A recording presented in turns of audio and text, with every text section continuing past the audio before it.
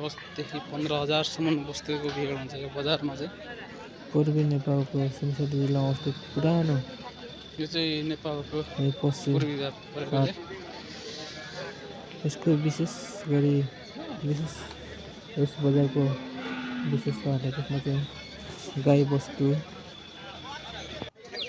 बाख्राको मात्रै किनबेच बढी मात्रामा हुन्छ।